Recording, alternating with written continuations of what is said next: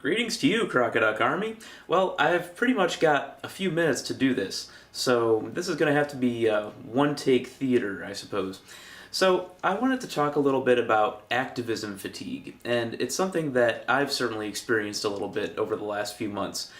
Sometimes what I think of activism fatigue is when you are for a cause and you see someone else that's fighting for that cause, but maybe is fighting for it in a way or fighting for specific things that you think are ridiculous, and it makes you irritated because you think it's actually counterproductive to the overall movement or whatever it is they're trying to do.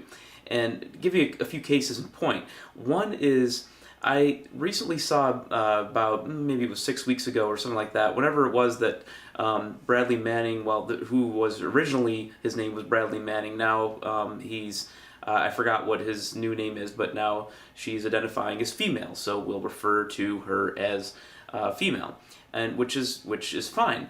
But when someone who is actually a well-known personality on YouTube actually put something on their website about it or on their Facebook about it, there were some people, not that particular person, but other people arguing that CNN was being, completely off the wall for not referring to Bradley Manning as she right away. And because they have some particular policy that until the treatment start or something like that, then they refer to the person as male. And, I get it. It's one of those things where I kind of agree with them. I'm like, well, yeah, I mean, you can be who it is you say you are, especially if you're going to go through the treatment or whatever.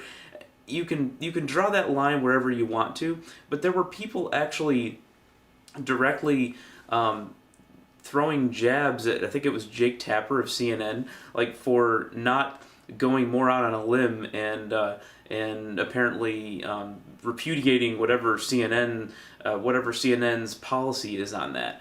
And there are some people that have to understand not everyone is willing, nor should they be expected to put their job on the line for something like that, especially something which I see as relatively minor in the grand scheme of things. And that does not at all in any way mean that I support LGBT any less, but it does mean that I wish people would be a little bit more cognizant of what they're asking people to do.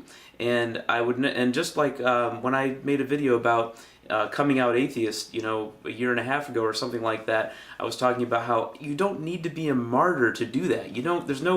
There's nothing that says that it's necessary for you to throw yourself on some kind of sword and make your life more miserable because of some obligation to that. And you should leave that fight and leave those fights about standards and like how CNN should do it to people who don't have so much necessarily on the line.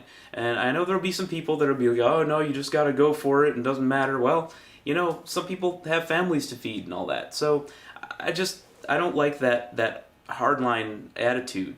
I think that more could be accomplished by not doing that. On the same token, I've been watching a lot of videos about, well, of course, one of the big things right now that everyone's still talking about is various forms of feminism and what is it and who is it, all that sort of thing. And I think the biggest takeaway from that for me is just understanding that of everyone that says they're feminist, there's about 8,000 different flavors of feminism.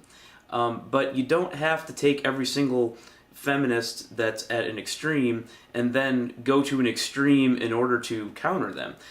There's a very good series actually by Tool Time.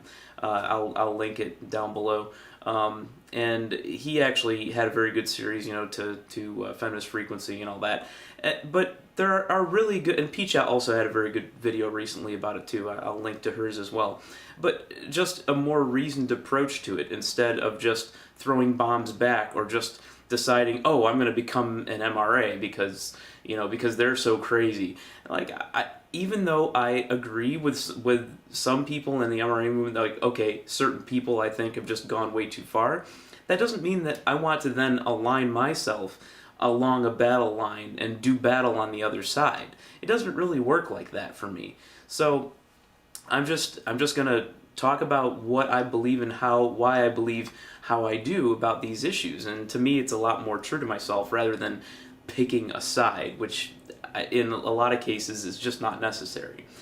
So yeah, that's what I wanted to talk about activism fatigue, and I wondered if you guys had anything to add to that, or anything you wanted to talk about there. Oh, and one other quick thing too. Another thing is the third thing I wanted to mention was, now it's like if you are suggesting that maybe someone be more healthy or something like that, or someone suggesting that maybe they could improve XYZ about their lives if they're a friend or whatever. I'm not talking about ridiculing them or making fun of them or anything like that. I'm talking like a private conversation. I see a lot of people now pretty much saying that any attempt at helping someone else improve is whatever the issue is here dash shaming, and I just completely reject that.